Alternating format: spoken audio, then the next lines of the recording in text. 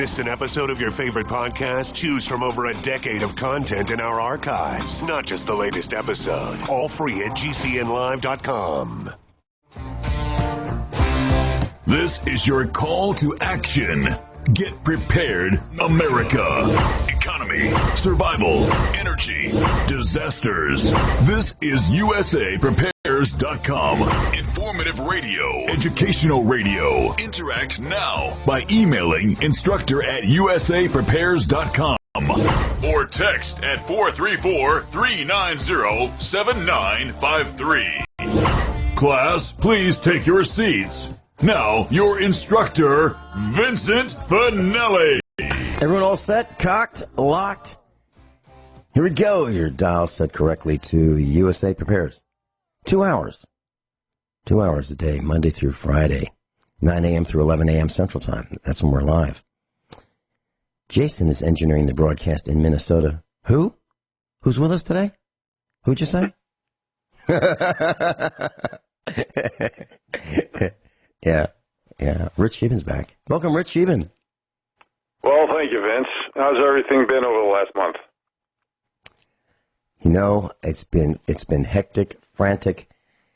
We have been feverishly preparing for the winter, according to numerous sources, including Dr. Richard Allen Miller. Jet Propulsion Laboratories say it's going to be a rough winter, a cold winter like we haven't had before. And I believe it. So we have been baling, cutting, raking hay, stacking hay, breaking farm equipment, repairing farm equipment, rinse and repeat. That's what we've been doing for the last month. And are you expecting a rough winter? Well, you know what? We were supposed to have most weather fronts are usually underwhelming. Usually the hype of the media is a lot worse than it is. We were supposed to get this big storm here in western Montana, and a few places did on the eastern front, the east side of the Rockies, from Calgary down to even some places in Montana, like East Glacier, got several feet of snow, but we only got a couple of flakes. Nothing stuck. In fact, the coldest weather we have seen so far this year here in northwest Montana, and of course we're in the valley here, is 26 degrees, and that's what it is right now.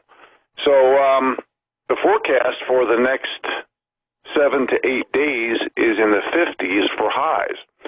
Mm-hmm. So, I take everything with a grain of salt because as long as you prepare, and that's what we've been doing, we've been hunting and fishing and gardening and getting the crops in, and I've been getting my firewood in and getting hay for the goats for the winter, So by the time winter gets here and the snow starts sticking, which is typically, now I say typically, the first week of December is when snow usually starts sticking for the winter. And I think everybody does feel in their bones that we are going to have a rougher winter than usual.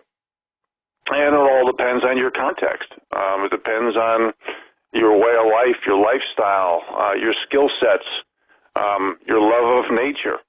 So to me, if you're more of an ant and less of a grasshopper and you appreciate nature, a harsh winter really isn't that big of a deal, Vince. Mm-hmm. Well, for us, it's a big deal because of the cows. We can certainly throw more wood on the fire. We've been stacking, cutting, stacking, hauling firewood. We have thousands of pounds of firewood, but we're putting in way more than we used to. We probably have, I'm thinking, at least 10,000 pounds of firewood ready to go. So how many cords? Divide your length, width, and height by 128. How many cords do you typically go through on an average winter? Well, I can tell you this. Here's how we do it. Sometimes we buy bundles of wood, and what they do is they take a tree, and they want it to be square, but the tree is cylindrical. So they will trim off the edges, the bark, and they call those slabs around here, S-L-A-B-S. And sometimes they're 12 feet long, sometimes they're a little over 8 feet long.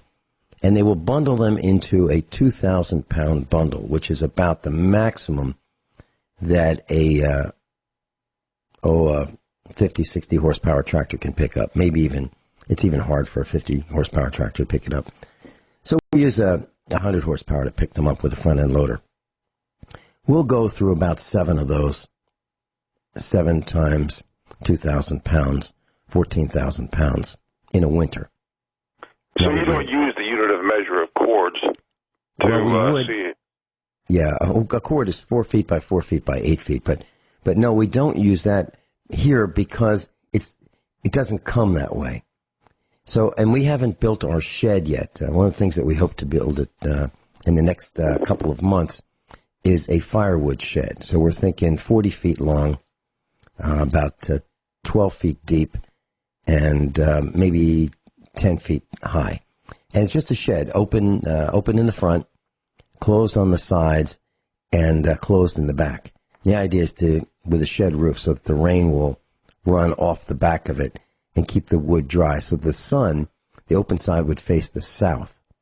And the idea is that the sun would dry out the wood, keep the rain off it so we're not trying to heat wet wood. And when you try to heat wet wood, you waste a lot of energy. And when wet wood, there's 2 kinds of wet wood. One is wood that's been rained on. It's damp. Dried out, but rained on. And so what happens is you have to boil off all that water because you've got to get the wood over 500 degrees to burn. And if the wood is wet, it won't get above 212 degrees because that is the boiling point of water until all the water has evaporated. So you waste an enormous amount of potential BTUs just trying to boil the moisture off the wood.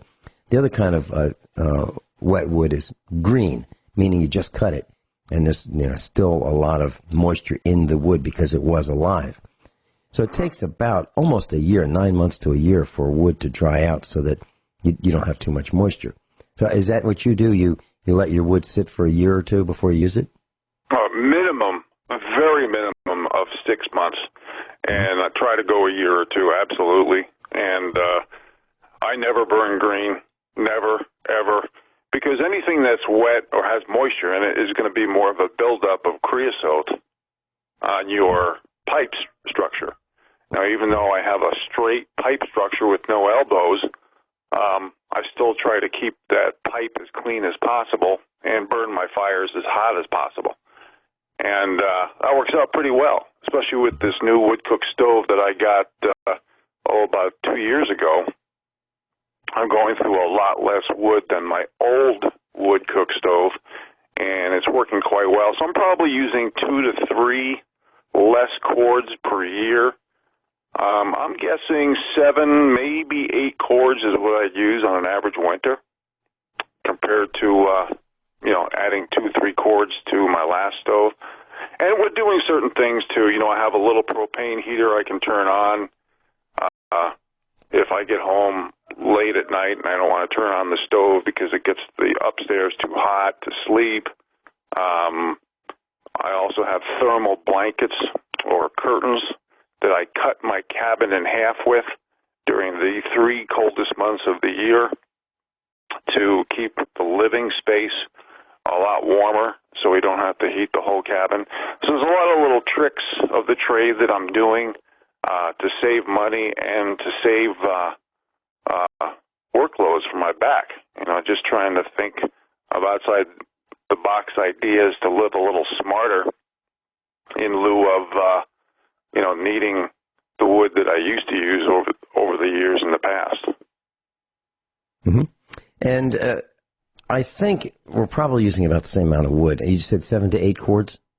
That's roughly what I'm using with this new stove. So a cord of wood is 4 feet high by 4 feet deep by 8 feet long. Doesn't sound like much. Doesn't sound like much until you try to cut that much and then stack that much. Then it seems like a lot more. But a full cord of oak, when it's freshly cut, weighs just short of 5,000 pounds. When you think about that, class, that's more than a car. That's probably more than two modern, mid-sized cars, 4,960 pounds.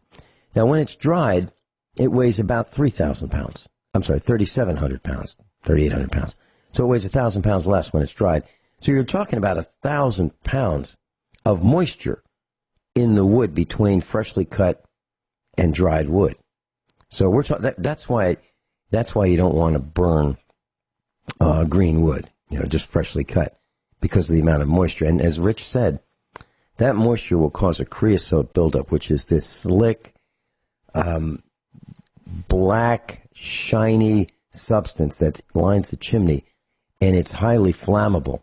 And if you have a chimney, whether it's made out of masonry with a terracotta, orange liner, or just a steel or stainless steel round chimney, when you have creosote in there, if it catches fire, it will sound like a jet engine. It literally will. And if you look at the top of the chimney, you will see flames coming out of it like a jet engine. And it's terrifying because it can split your chimney. It can burn through the steel. It will destroy an insulated stainless steel double-walled flue pipe. It will destroy it because of the heat. It will turn it. It will discolor it and damage the insulation. It'll actually burn the insulation, the fiberglass insulation, in between the two walls of a stainless steel chimney pipe. So what do you do? What do you do if you have a chimney fire? I'm going to tell you. Here's what I've done. Here's what I've done. And I've had them. They happen. Because you can't always see all the creosote in the chimney. So you shut down the air to the wood stove as quickly as possible. You put out that fire by not giving that fire in that tube, which is the chimney. You shut off the air. And it'll go out. But if you use a hose and you cool off that masonry chimney, you're going to crack it. So you want it to cool slowly. So have you ever had one of those, Rich? No, but I'm looking at my chimney fire extinguisher. It looks like a big flare that I would throw in the wood stove if that happened. I've had it here, and I've never used it because I keep it pretty clean, and I burn it pretty hot. And just as far as chimney fires and house fires, I've seen a lot of homes burned down here in Montana because they put screws and nails too close to their chimney. And these metal objects get hot, and they reach a flash point, and they burn the house down. So, and as far as the cord, my 2 cents on the cord, 4 by 4 by 8 is 128 cubic feet. So don't get confused on basically having your wood set up in multiple piles per cord. That's perfect, 4 by 4 by 8. What I do is I'll just stack my wood, and I'll measure the length, the width, and the height, and divide by 128 cubic feet. So that just makes life a lot easier for measurement, and when you know how many cords you burn, you will know in the following year how many cords you'll need. And it's just simple math. Vince? Yes, and it's way more than you think. Whatever you think, it's going to be a lot more wood than you thought. You won't believe it. We'll be right back with Rich Scheben. It's great to have you back, Rich. My pleasure, Vince. Rich Scheben's with us, offgridmontana.com, offgridmontana.com. Rich, just a couple quick things about wood, since we were talking about it. So, class, if you have a pickup truck, there are two sizes of pickup truck beds for most American trucks. They're either an 8-foot bed, which is the full-length bed, and then there's a 6.5-foot long bed, which is the short bed.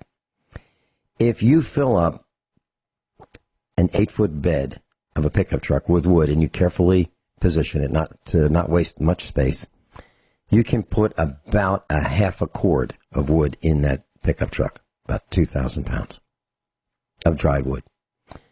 If you have a 6.5-foot bed, which is what's common on most full-size pickup trucks that have rear seats, then you can only put about a third of a cord in that pickup truck. And just a quick side story, there was this this woman in our area in Missouri, and there was a mill that was selling scrap wood, and they sold it for about $20 a pickup truck load. This is green wood, bark and things like that. So the owner said, just go over there and load up your truck.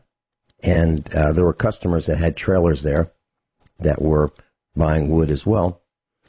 And the owner of the business said, I'm going to be gone, so just, stack it yourself, put it in your truck, and you can, $20 and just fill up your truck and off you go. So this woman found some 8-foot-long 4x4 posts at this lumber mill, and she stuck them vertically in the corners of her pickup truck, and she loaded this thing 8 feet long, 8 feet high. She emptied all the trailers from all the other customers because they were paying for it, but she emptied their trailers to load her truck. And that was the end of, just $20 a load, no more. She ruined it for everybody. One person. And that's what's happening more and more. Greedy people ruining it for everybody else. So I just wanted to share that story. Isn't that an outrage? I mean, there's no way that guy meant, hey, just fill up your truck to the sky. He meant a standard pickup truck load, not 8 feet tall. Mm-hmm. Yeah, it really pays, folks, to have a little bit of acreage and to own your own woodlot, whether it be for year-round living or just emergency use. And I harvest my wood year-round. Okay, so I get the majority of it on my property. Now I have bought in the 14 years I've been on this property, I've bought 2 truckloads worth of firewood because it's so ridiculously cheap. So a log truck will just give me a whole logging truck for like $1,400 bucks, which is ridiculous because I can usually have, with this new stove, I'm going to get possibly 4 years of wood from that logging truck. And I say that because I do supplement my harvest with trees on my property, mostly dead trees. And when Vince was talking about loading up X amount of cords or percentage of cords on a truck, you can always put in a railing, kind of like what that woman jigged up, and increase your wood harvest in your pickup. So, but if you do it year round, you really don't. It doesn't turn into a chore. It turns into fun. And one of the things that I talked about in the book, I talked about it on radio shows. For people who go in the woods, bring your shotgun, bring your rifle, bring your bow and arrow, along with your chainsaw, and make a day out of it and just have fun. And if you did that, not only would it not be a chore, it would also be recreation, because nature, the forest, is healing. It's fun. It's adventure. You get to see animals, whether you're harvesting them or not. You get to live a certain outdoor nature dream, and it's so worthwhile because 99% of my great memories in life are in the woods and not in the cities of corporate America. Vince? Yeah. Well, we're going into a break, bottom of the hour, and we'll be right back. And I have a question about a pickup truck for you. Your thoughts on having one. We'll be right back. Rich Scheben's with us, Off-Grid Montana. One quick comment, and then Kyle's coming on. So, Rich, if you use 7 to 8 cords of wood per year at 4,000 pounds, that is 28,000 pounds of wood. I just wanted to make it clear to the class. We use about the same amount. We use a lot of wood, an enormous amount of wood. So when you think about wood providing a lot of heat, it does, but you use a lot of energy when you heat with wood. There's no question about it. Kyle, welcome. Good morning, gentlemen. And I use the term conservatively. I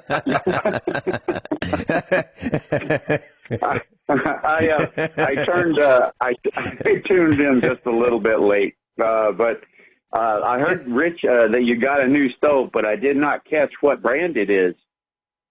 Yeah, it's a Flame View. It's just like the Kitchen Queen, built by the Amish up in Canada, and it's a great stove because it's a wood cook stove. So speaking of conserving energy, we always have hot water. We don't have to, go somewhere to heat it up. We always have heat in the cabin, and we can cook on it on demand. So we get a 3-for with one stove, and that really makes a lot of sense. And it's fun. It's a pretty stove. You can Google it, Flame View, built by the Amish, and it's from Margin Stoves. It's a great stove, and it's got a 20-gallon hot water reservoir on the back, like the Kitchen Queen did, which is the one I had, which was a 24-gallon hot water reservoir. And it's got warming trays, and it's just more efficient. Now, the Kitchen Queen was more of a beast because you can can on it. You can get it really, really hot. And we decided we're going to can on the outdoor stove using propane heat and not abuse the wood cook stove, because the last stove only lasted 11 years, and it's such a bear to bring in. Plus, when I bought this stove, it was missing a part, the reducer on the flue on the pipe. So I had to wait for that to come in, or special order. I can't remember how I did it, but I couldn't use the stove right away. And that's good because I planned for Murphy's Law, if you will. So I put the stove in July to make sure I had a couple months of making sure the stove was going to work properly before I had to use it. So I love it. I think everybody, and this is the problem with the political correctness of today. The elites, the so-called celebrities, the actors, the comedians, talk show hosts, singers, entertainers, all represent the Dems and the elite, and not the Bill of Rights and Constitution for the little people. So the wealthiest people, we can see, all hate Trump, and this is obviously all manufactured because Trump wants to give the little people a say. He wants us to keep freedom of speech. He wants us to keep the ability to protect ourselves. And why these super wealthy people are complaining about our carbon footprint? They have multiple huge houses all around the world and vehicles, and they fly all over the place. And their carbon footprint is probably 10,000 to 1 million times the average person. But this is a great way to recycle this lifestyle. Nothing goes to waste. Every junk mail, every piece of paper, every cardboard box gets burned or gets used as a fire starter. Every leftover piece of food either goes to the dogs, the goats, or the compost pile, or the chickens. Everything gets reused in this lifestyle. And it's a lot of fun. And Vince, to answer your question earlier before the break about a pickup truck, to me, real quick, it's a tool. It's a twofer. 2-for-1 is transportation as well as a tool. I've had elk, moose, bear, deer, gravel, rock, firewood, my personal animals for hauling dogs, goats, fencing, every tool imaginable, including chainsaws, animal feed. I could not have this lifestyle if I did not own a pickup truck. Vince? Well, that was my question. Could you live the way you do without one? So the answer is no, you could not. We could not. Kyle, your thoughts on a pickup truck? I'm not talking about a brand new $60,000, $65,000 pickup truck. I'm talking about one that's got dings and dents and you can actually use it as a pickup truck. A work truck. Yeah. Absolutely, and the reality is I have a 95 Chevy, and it is an extended cab because I do like having that, but it is a long 8-foot box. So I can put, I have 2-foot sideboards all the way around it that I built, and one that goes across in the front to keep wood from falling into the rear window of the cab. And Vince is absolutely correct. You can get about 3/4 of a cord on there because, and that's something to always bear in mind, people, when you're measuring a cord, if you've got big rounds or you've got even just any rounds that's like bigger than 10 inches or 12 inches in diameter, something like that, you lose a lot of space to air. Because I've loaded my truck up as till it's heaping, and I've got 2-foot sideboards all the way around and one that goes across the back. And I've literally filled it up to where it's 1.5 feet higher than those sideboards. Come back home, and one stuff is split up, and that's stacked in there. One stuff is split up and stacked into the woodshed. It ends up being almost exactly 3/4 of a cord. And if you measure that out, 4 by 4 by 8, and I've got more on top of that, you'd think, well, that's a cord. But it really isn't. The other thing to bear in mind is that I've learned over the years is if you get pine or spruce, that's great for the end of the year and the beginning of the year. If you've got an inside wood stove like I do. And you're going to heat with it. But anyway, the pine and the spruce, they burn faster, they burn hotter, but sometimes you don't want a fire going all day long. It'd run you out of the house. In the early spring and the late fall, it's getting to the point where you're just firing it up like maybe at night. And then it's warm enough in the daytime that you don't want to deal with it. So there's just stuff to consider. I like to have fir and larch, if I can, through the hardest parts of winter that we usually start. And I set my wood shed up like this. So I've got spruce and pine towards the very first part that I know I'm going to be using. Then I fill it a whole bunch of larch, and then I've got about 1.5 cords or 2 cords of more in the front. That's pine and spruce, all split up and dried and everything, so that I know how I'm going to work my way through the wood for the winter. Your wood stove, like Rich was saying, your wood stove makes a huge difference.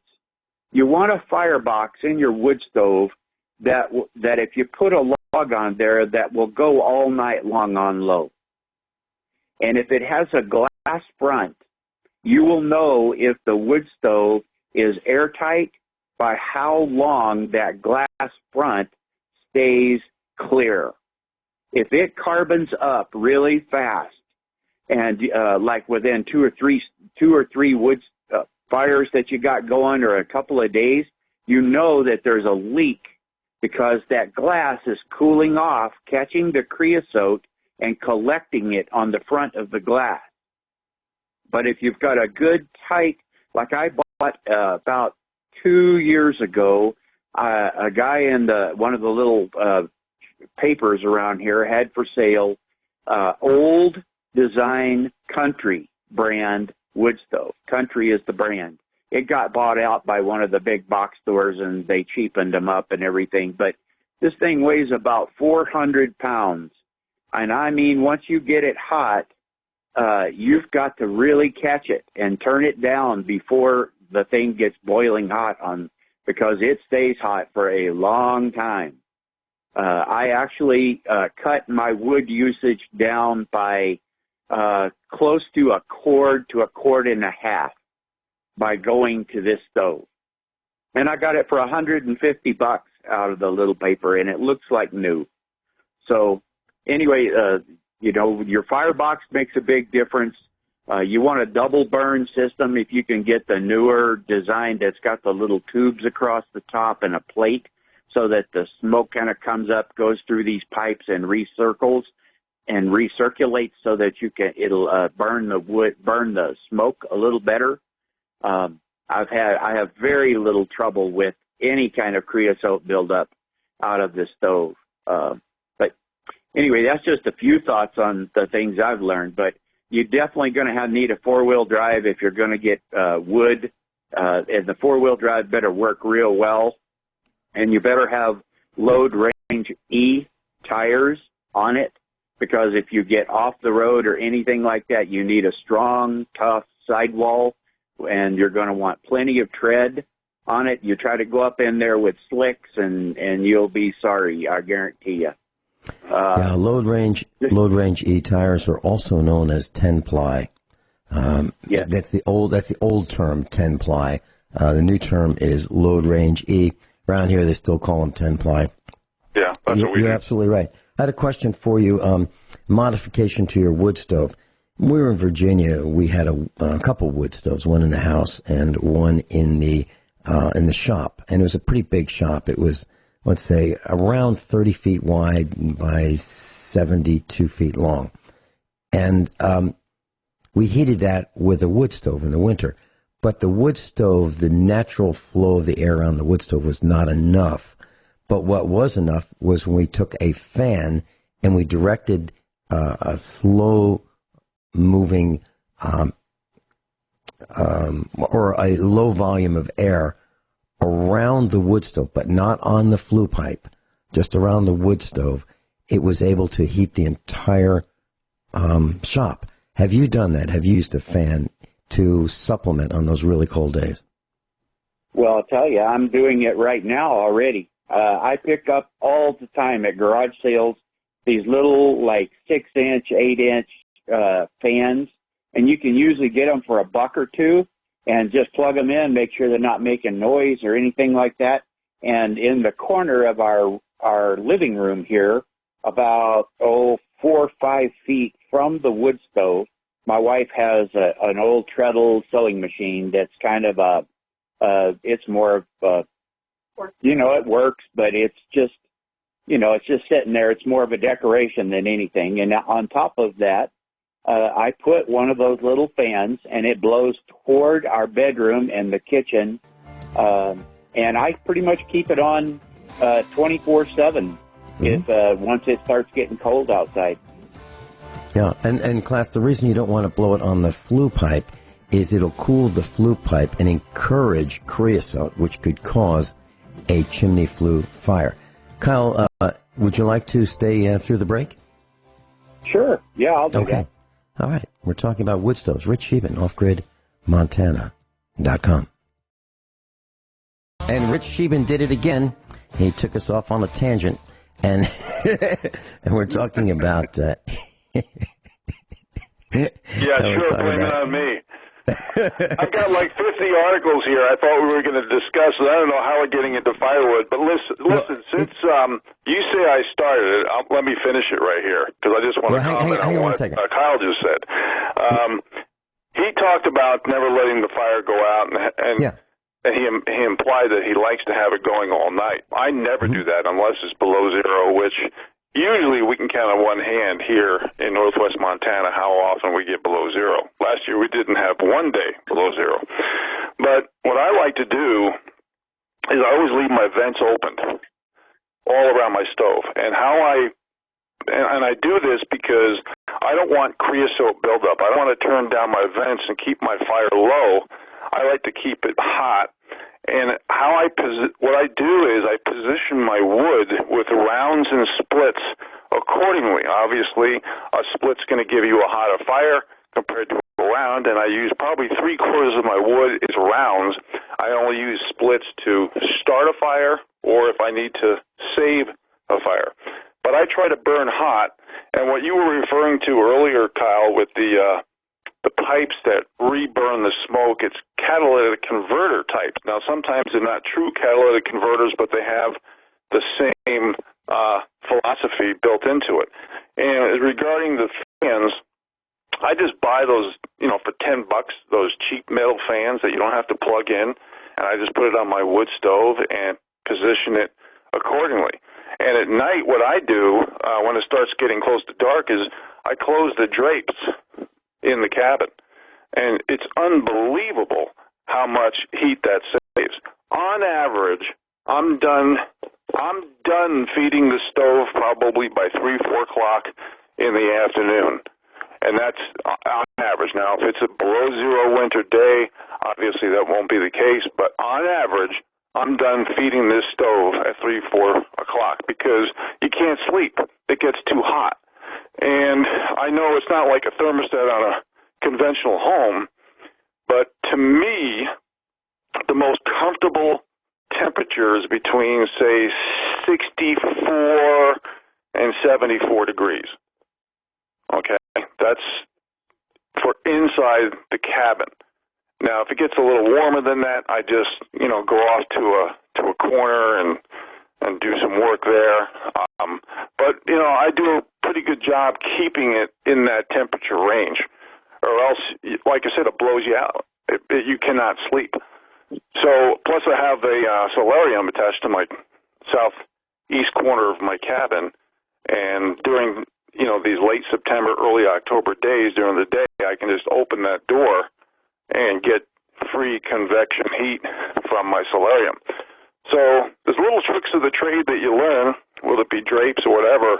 But I never touch the vents because I don't want to burn low. I want to keep the O2 coming in, and like I said, I just position my rounds and or splits accordingly to get the temperature up or down. Does that make sense? Yeah. And you've got three families here with three different styles, types of wood heating. You've got Kyle, who has an airtight wood stove inside the living space. You have Rich Scheben, who has an airtight kitchen cooking wood stove inside the living space. And the Finelli family has an airtight outside wood boiler. And I just wanted to talk about the differences very quickly. From my perspective, Kyle and Rich have the most efficient system, meaning all the heat stays inside except for what goes up the flue. In our case, we have the least efficient system because we have an outdoor wood boiler, and the wood boiler is efficient. But what is not efficient is sending the hot water that we heat, the 400 gallons that circulates back underground into the house. We have losses through insulation of the underground plumbing that's 3 feet buried in the ground. So we have more losses than having the wood stove inside. So theoretically, we would burn more wood for the same amount of heat, the same insulation, the same size structure as compared to Kyle and Rich. But, Kyle, your thoughts on what I just said about those three different types? Yeah, pros and cons? And if you don't have a double burn type wood stove, or if you have the old style earth stoves or stuff like that, I totally agree with Rich. You're going to want those things completely open. The new double burn systems, this is no kidding. I will usually clean my pipe, which is like every time that I have tried to clean this pipe, the only creosote that I have built up is on the very top with the little china top. And I bust that loose, and the rest of the pipe, you can look right down it, and it looks just as clean as it can be. If you don't mind, Vince, I've got some other ideas. I'll hang through the break if you want. Sure, that would be fine. That'd be fine. And in our case, we don't shut our wood stove off except to shovel out a huge pile of ash. So we have probably we shut our wood stove off maybe once a year, maybe twice a year. If we burn a lot of bark, twice a year, but typically once a year. And we have a pile of ash that would fill up a pickup truck. We'll be right back. We're talking about heating with wood. Hour number 2, USA Prepares. Kyle in Montana is on the line. Joanne in Delaware is waiting to be on the line. And Rich Scheben's with us live in Montana. Kyle, you had something you wanted to mention? Yeah, I'll tell you a couple little things, then I'll get off here and let Rich run with it, and the other lady, Joanne. Folks, if you're cutting wood that's on your property, and you don't have, or you're cutting wood and you don't have to haul it very far, don't just take the limbs and throw them away. Take these limbs that are, anything from 3/4 of an inch up to 3 or 4 inches, cut them up into chunks and pile them up. I have a pile that's out by our chicken coop on the other side of the woodshed that's probably 10 or 12 feet in diameter and 4 or 5 feet high. And that makes great start wood for things like starting a fire in the morning, and you don't want to have to even start burning your main source of firewood. Just save those limbs. They dry out. Cut them up into 16-inch chunks or whatever size you need, and just throw them in this pile and cover them with a tarp and just let them sit there. It'll save you, a cord of wood or half a cord at least of firewood when you don't really need to be burning whole chunks of wood. Like Rich does all the time, conserve, conserve, conserve. And the other thing I would mention for people is that on pickup trucks and stuff, the newer 3/4 ton trucks, boy, really be careful. Because some of the newer stuff that's newer than 04-ish in that range, 02, actually even 02, 03, 04, the springs underneath some of them, you're not going to get 3/4 of a ton or 3/4 of a cord of wood on them things without it looking like you're a Mexican lowrider. It's just, you want to, if you can get an older truck that's the springs underneath them are just so much better. And with that, I'll let Rich run and you run with things, and Joanne.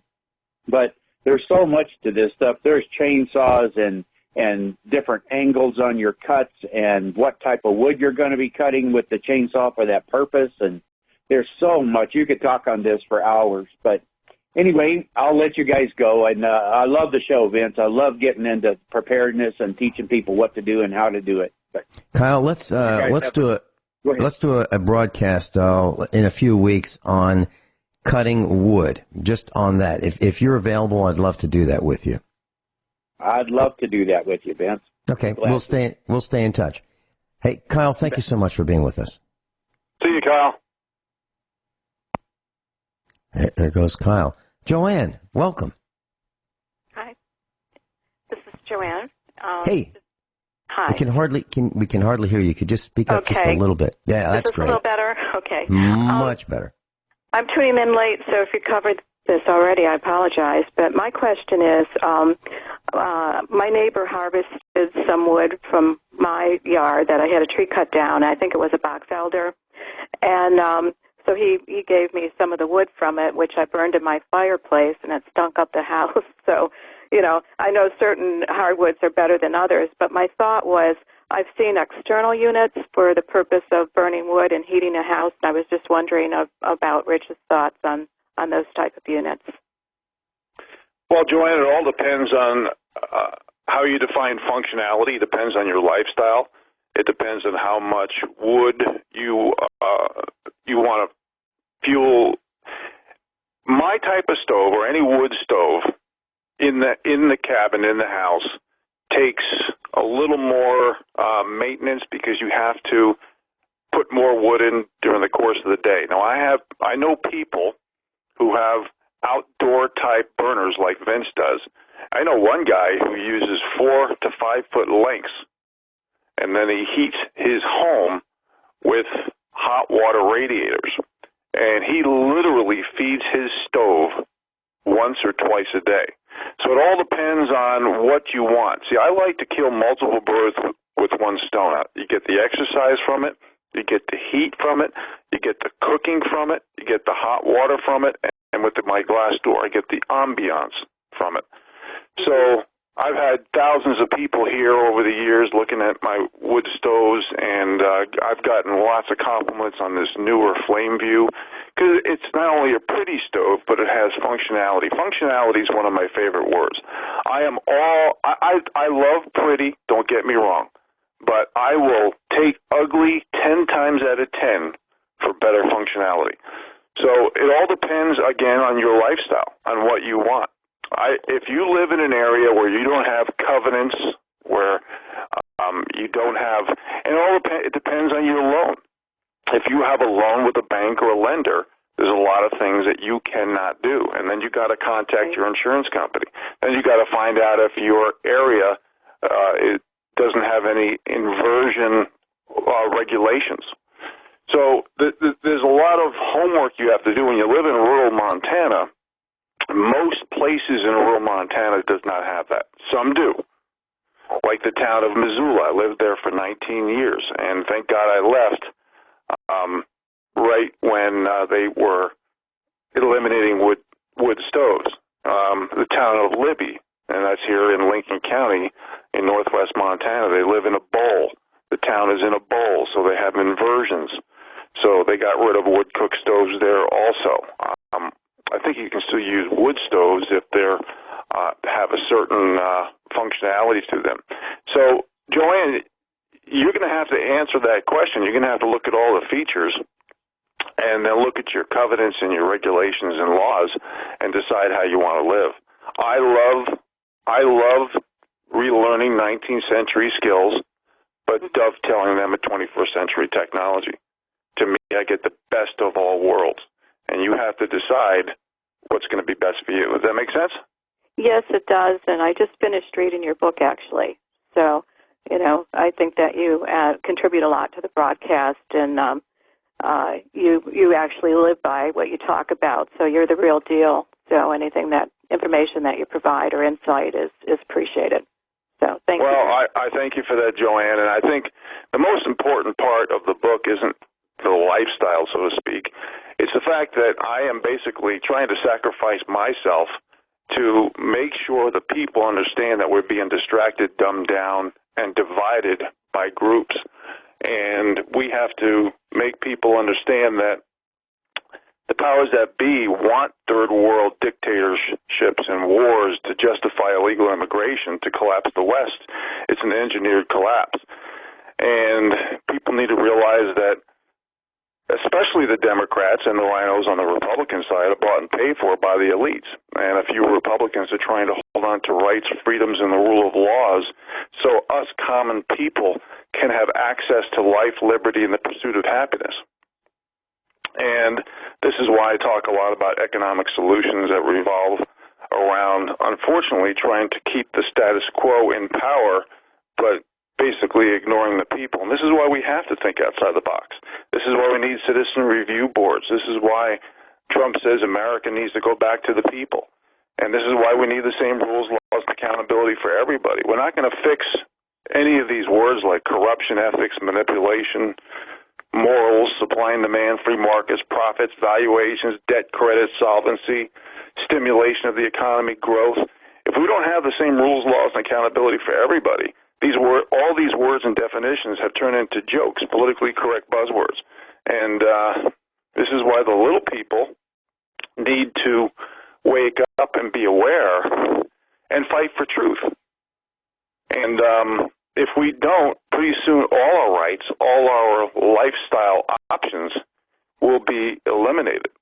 And, Micah Brzezinski from MSNBC or CNN, I don't know where she's from, same news, they're all bought and paid for. She quoted that the media's job is to control exactly what the people think.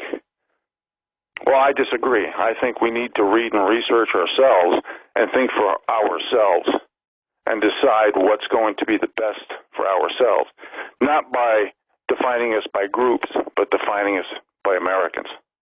And Joanne, thank you again for the kind words. I appreciate it. We are very much aligned, and, I really appreciate the effort of the broadcasters, Vince, yourself, and Steve, many of the others, for sharing this information because it has motivated me to become more self-sufficient. So I don't want to tie up the broadcast, but I really appreciate your taking my call. Thank you. Joanne, I just have a couple quick comments. Are you still there? Sure. Yes. Oh, okay. Different types of wood have different BTU content. So what we were talking about before, pine burns quickly but doesn't have very much heat value.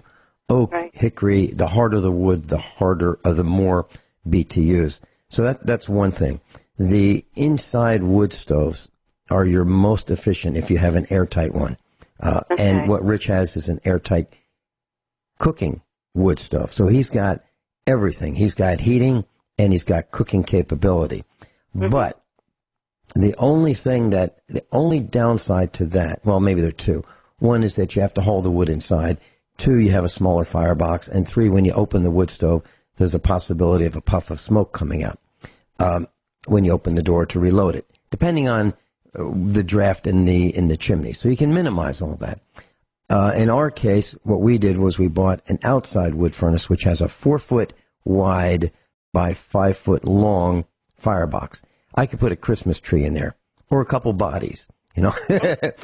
And sometimes we have to put bodies in the wood stove. So, for example, a calf might be born and die, and in the winter when we can't bury it because the ground is frozen. So the best thing that we can do is cremate that dead calf. Okay, so you can, yeah, and that's another thought. So the question is, what do you want to do? Now, if I'm not mistaken, Rich, your wood stove was about $8,000. Is that correct? Oh, no, not even close. Probably close to half of that. Because I bought it in Canadian dollars, and we have a 32% exchange rate in our favor. And I also want to comment on the box elder, Joanne. Yes. Box elder is good to burn only because it gets rid of the box elder bugs. That they are the worst bugs in the world to get rid of. Very difficult. Yes. And if you can't kill a box elder bug, there's a white concentrate pesticide called Tempo SC. TEMPOSC. And it doesn't take much. You buy it in a concentrate from like a farm ranch store. It's one of the best pesticides in the world, has no scent, and it does kill box elders and stink bugs. So for those of you who have any bug problems, you spray that for a couple of years in certain places, and pretty soon you won't even have a bug in the house. If you do, it won't last very long. Vince? Yep. Joanne, did you have anything else you wanted to share or ask? Good. I appreciate the feedback. You're welcome. You're welcome. Thank you. Thank you. That was Joanne in the first state. Rich and I'll be right back. On Thursday, between the hours of 6 p.m. and 8 p.m., Steve Elkins and I will be filling in for John Statmiller on Republic Broadcasting. And if you'd like to listen to this broadcast we're going to be doing, it's a special broadcast about USA Prepares, meaning the way we live, the way we do things here on the farm. So I'll be talking about my book, which I have not published, and it's not for sale, and you can't buy it anywhere, but I'll be talking about the content of the books, the way I do things, the way our family does things. That's this Thursday, 6 to 8 p.m. on republicbroadcasting.org. And Rich Scheben, you mentioned that there's plenty of exercise when heating with wood. There's no question about that. And in your case, no electricity is used unless you want to run a fan. So, class, here's one thought. Farmers try to reuse everything. In Rich Scheben's case, and in ours, tree limbs fall on the farm, trees die, and you have almost free heat. Almost free. The reason I say almost is because you probably are going to use a chainsaw to cut up the wood. You're probably going to use a truck or some kind of four-wheeler to haul the wood.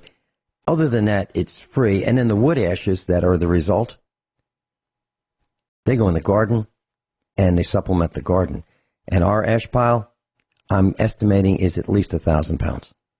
So on the grass it goes to supplement the grass for the cows.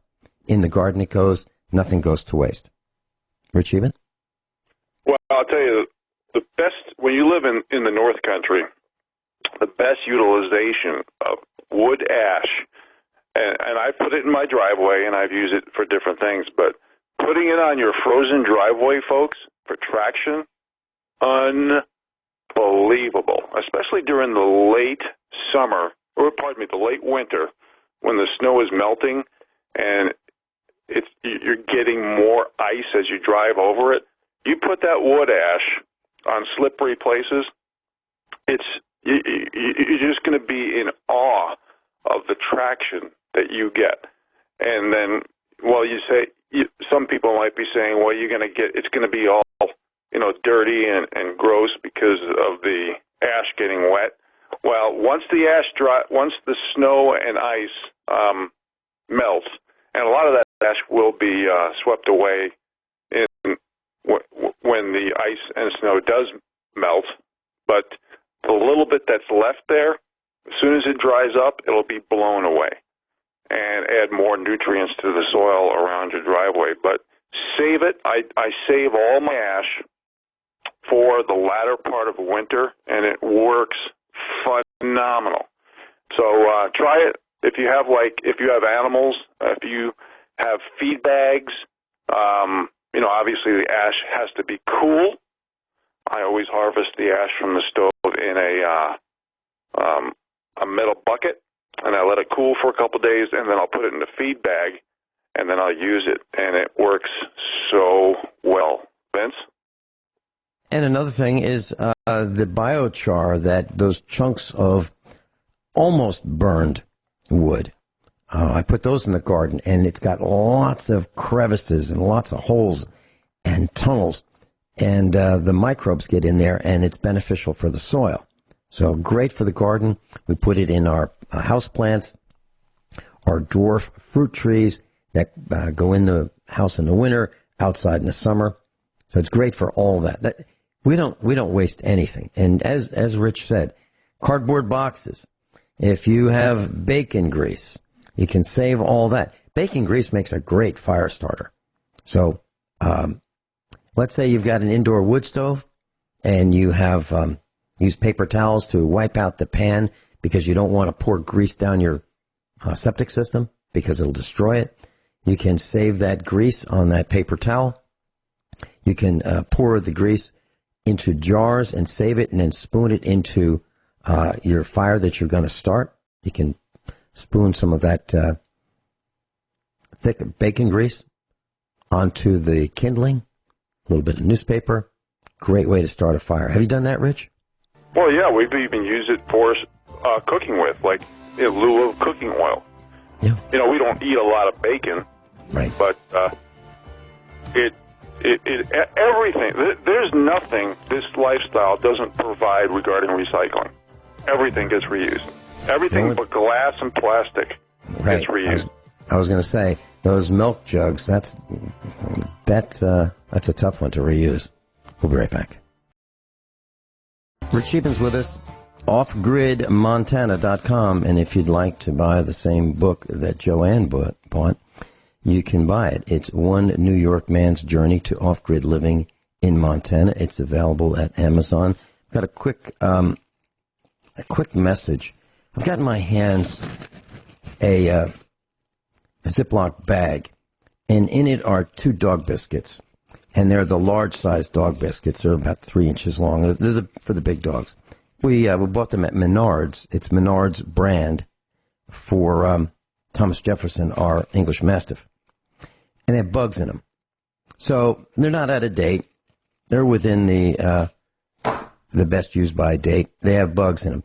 And I believe what happened is the hot temperatures, the hot trucks encourage these bugs to develop very quickly. So before you give your dog biscuits, check the biscuits because they may contain bugs.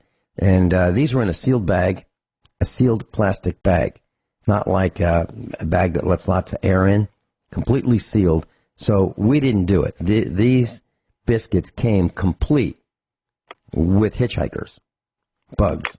And they're going back to Menards, of course. And Menards is going to say, we'll give you a new bag. And I'm going to say, have you lost your mind? You really think I'm going to give whatever you give me as a replacement to my dog? No. And I want to have my dog checked for worms and parasites, and that's going to cost Menards. Because we didn't do this. This is a defective product.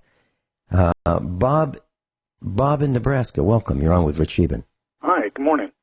Rich, I was only able to listen about the last 5 minutes of your show, and I just want to tell you, you might have already covered it, but making kindling, I burn ash and red elm, and when I use my chainsaw to make my starter kindling, it makes little shavings. Take the chainsaw and you go vertical up on your wood chunk. I just put it on my sawhorse, and you get a whole bunch of shavings real quick, and I put a tarp underneath it, and I let it dry out for a few days, and then it's dry and ready to burn. Yeah, well, Bob, I do is I use a wood splitter, and when you split wood, I get probably just from the peripheral pieces that fall off to the side, the little chips, I probably get half a year's worth of kindling right there. Oh. And then we may spend maybe an hour or two with a box or two to get the rest of the kindling we need. Kindling is not even an issue, especially when you burn boxes and junk mail and all these things that we save. Lighting a fire is easy peasy. It's not even an issue.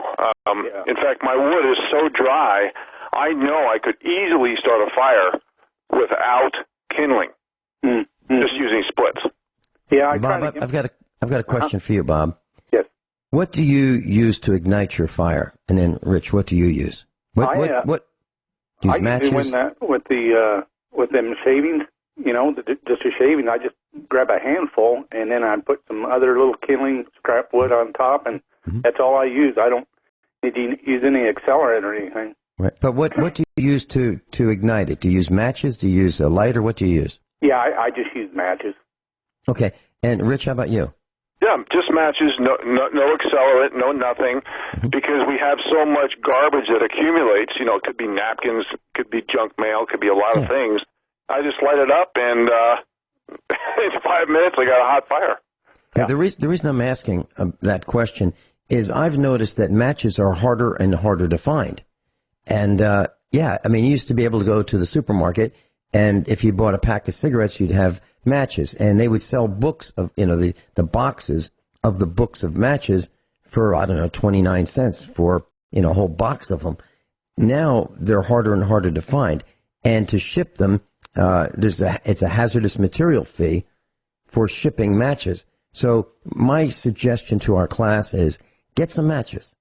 I'm talking about the cardboard ones, not the expensive stick ones, the wood stick ones, but get the regular old matches, put them in a jar, like a spaghetti sauce jar that has a gasketed lid, and put them in there. And I know they'll last at least 40 years because ours are 40 years old. That's really idea. True. Well, thank you very much. It's been great talking with both of you guys. I'm going to listen to the rest of the show. Well, thank you, Bob. Thanks, Bob. You bet. Bye. Rich, just a quick comment. There was a guy that showed up at our first expo number 1, and he had something called a fire starter. And literally, it was sawdust and wax. And they put it in a little pouch. And Jim Baker came to this expo number 1, and this guy was thinking he could start getting his product off the ground. A little plastic pouch, kind of like the size of a sandwich baggie, Ziploc baggie, and that's all it had in there was a used byproduct that nobody wanted, which is sawdust. And he got some wax, put it together, and he called it Instafire. He sold 20,000 packages right out of the gate when he met up with Jim Baker, the convicted felon who was selling he was selling the same timeshare to multiple people. That guy? Absolutely true. So the Instafire thing really took off. So what you can do, I would think, and I haven't done this, but I'm sure you can do this, pretty sure. You can take some of that sawdust, save it. And we save sawdust here for lots of reasons. But I think you can mix that with some animal fat, and there you have your own version of Instafire. But we use the sawdust in the shop, the automotive shop, to pick up, to soak up when it's dried. We pick up oil droppings, drippings, and sometimes I need to mend large holes in wood.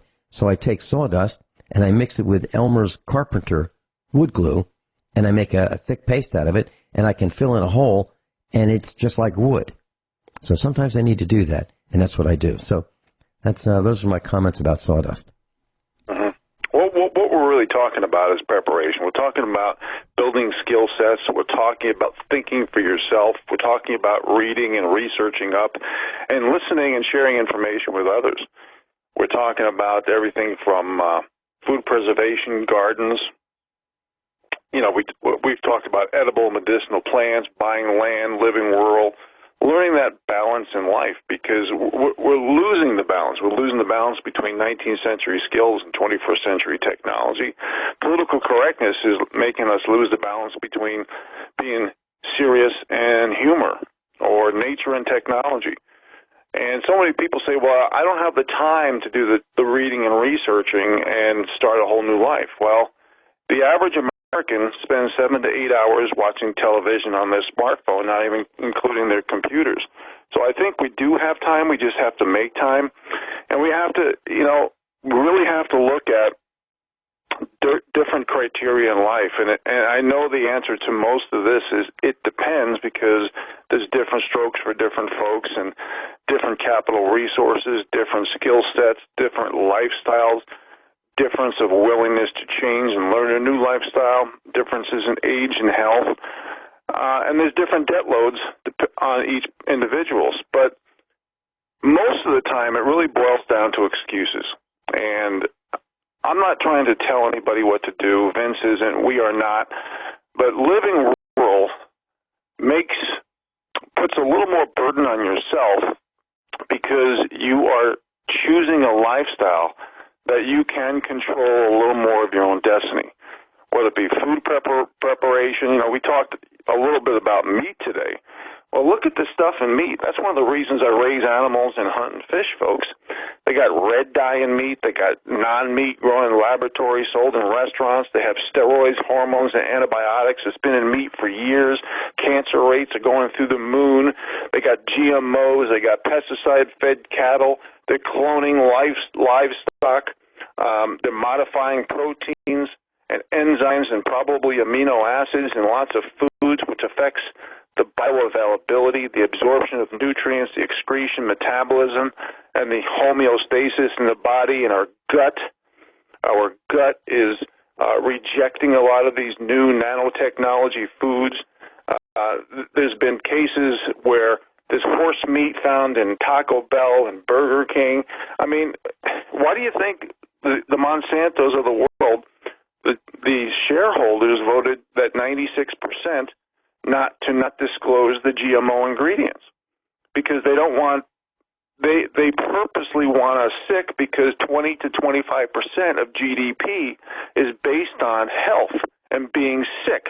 And this is why immune stimulants and the knowledge is so important over immune suppressants.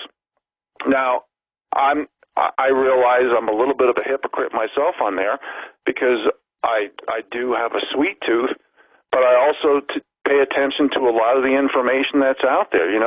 MSG, aspartame, all these artificial sweeteners, nicotine, high fructose corn syrup. Everything out there is designed not just to be addictive, but propylene glycol is an additive in many foods, which is really an antifreeze. We are buying so much processed food that's synthetic, artificial, refined, and processed. That's the acronym I've used many times, called SARP. For those 90% of you who live in urban, suburban America, you're consuming fluoride at very dangerous rates, and it's proven to cause cancer. It's a main ingredient in rat poisoning. China labels it as a pesticide. It's caused tooth decay and brain lesions, making women sterile, and the majority docile. I mean, there's so much information that, we need to concentrate on the words that are beneficial, like antioxidant, cancer, tumor fighters, immune system stimulants and builders, and blood purifications. We need to realize that the immune system deals with inflammation, circulation, infection, detoxification, allergies, and cancers and tumors. We need to go back to learning some of those old 19th century skills. We need to realize that vitamin minerals come from the soil, not from the pretty vegetables. We need to realize that, especially during the summer months, we need to eat raw vegetables, because when you cook your vegetables over 130 degrees Fahrenheit, you kill enzymes. And enzymes, as many of, I know this audience is aware of it, but they act as catalysts for biochemical reactions that aids in digestion and nutrient support. So we need to go back to common sense and logic. We need to think about pH ranges and sensitivities. We need to think about toxins. And this lifestyle, whether you're gathering wood or growing your own vegetables or raising your own animals or hunting and fishing for your food, or you're doing your own processing, like canning them in a jar, for example, where I'm sure most of you realize you've seen as early as a year and a half, your food in freezers starts to get freezer burn. So we need to, for the 90% who live in urban, suburban America, I'm not telling everybody to move rural. I'm telling some people to think about it. And get your friends and relatives together and have a meeting. Discuss capital resources and skill sets and how you can pull it off together and change your life. And look at it as an adventure and starting new. Yeah, and do That's it this really weekend. The best way Have to look at that barbecue at your house this weekend. Stephen, New Mexico, you're up next. Rich Scheben's with us, offgridmontana.com. His book, One New York Man's Journey to Off-Grid Living in Montana. I have it. I've read it. I suggest you consider it. Steve in New Mexico, welcome. You're on with Rich Scheben. Yeah, boy, I can only say I appreciate both of you on off-grid living, you know, and what you're teaching us, because you really have to think outside the box nowadays. I was wondering, I've had a pellet stove, and my brother kind of talked me into it 10 years. What are your thoughts, both of you, on these pellet stoves? Do you think it's a good thing or it's just a waste of money? Vince? Rich, you want to go first? Okay, well, I'll go tell first. You, I'm not a big pellet stove fan, to be honest with you, Steve. I know people who have them. They mostly bought it because of ease of use. They buy the pellets at a store, and they pay a pretty good price for it. And, you know, it heats up their home pretty decent. It's still wood heat. But, you know, it's a processed pellet. It's compacted pellet, and then there's different grades of pellets, kind of like there's crude oil, sweet crude, Brent. You know, there's different I know people who have literally bought pellets at suboptimal manufacturing houses, and they ended up not being able to use them because they weren't real reliable. They didn't put out the BTUs. Now, what I like about wood heat, as I mentioned earlier, is that I have multiple uses. I can cook with it. I can heat my cabin with it. I have 24/7 hot water availability with it, and I got the ambiance of the glass door for light, especially when days start getting short here in northern Montana. So it depends on the functionality you want, depends on how much easy work you want. If you want to pay significant amount for these pellets, you know, they're not cheap. And then you got to haul them into your cabin. You know, I don't know if they're 40, 50-pound bags. You know, it all depends on how you want to conduct your lifestyle. That's for you to see. But I'm not a big fan, and that's just me because I like multiple use. I want to kill as many birds with one stone as possible. Yeah, I hear you. Because every winter I'm spending about $800. But I was going to ask Rich, when do you think we're going to get hit by inflation? Because I've tried to tell my brother these pellets soon they're going to be $5, and then all of a sudden when this inflation hits, it can go anywhere $8-10 a bag. It's crazy. That's why I want to go back to wood burning. Well, yeah, we are in a deflationary, stagflationary position right now. We don't have enough time to go into it, but I have in great detail over the years, Steve. And we are going to.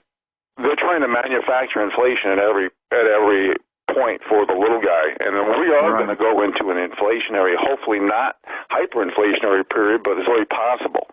But when you see a reduction in demand, when you see aging demographics, you see all these stores going out of business, you see lowering wages, you see a drop in spending and a cutting of prices, questions about the rigging of velocity of money, people postponing buying because they hope prices are going to go down. This is why they need to lower interest rates, because a lot of people are forecasting a recession, possibly a depression, especially for good jobs in the advent of basically AI and all this new technology. I think that's going to be taking a lot of jobs in the future. And with, things like political correctness, it's destroyed America by rewarding mediocrity and taking opportunity and knowledge from the little people. Yeah, and that's exactly what it's done. Mm-hmm. So yeah, well, I'm going to go ahead and let go. But yeah, for both Vince and you, Rich, I sure have appreciated all of your knowledge. And we're heading in for big problems. There's just no doubt about it. You can't keep printing up money and throwing it in, because eventually it's all just going to blow up anyway. So, but thank Steve, you both. I've got a comment for you. I've got a comment about the wood stove. Okay, if a pellet stove is a great design for efficiency, but you are absolutely locked into buying pellets. You can't use anything else. There is an auger. It requires electricity. Now, it produces a brilliant, really hot flame. So there's very little ash. From that perspective, it's awesome. But from a practical perspective, I can't imagine that there's a more expensive way of heating than with a pellet stove. I mean, seriously, a heat pump would be less expensive. Propane would be less expensive. I'm talking about per usable BTU. So my recommendation is a wood stove, one that you can gather wood, natural wood, cut it up and put it in a wood stove. That's my recommendation. Because I don't think a person can have enough pellets to get them through the winter. I don't think that's possible. It's true. Now, and to me, I think it's just a lazy way of making this, so you don't go out and get good exercise and chop, and have wood. That's the way I look at the pellet stove. Yeah, and Rich will tell you how many times wood heats. It heats when you cut it. It heats when you stack it. It heats when you bring it in, and it heats when you take the ash out, and it heats when you're using it to heat. Rich Scheben, thank you so much. Steve, thank you so much.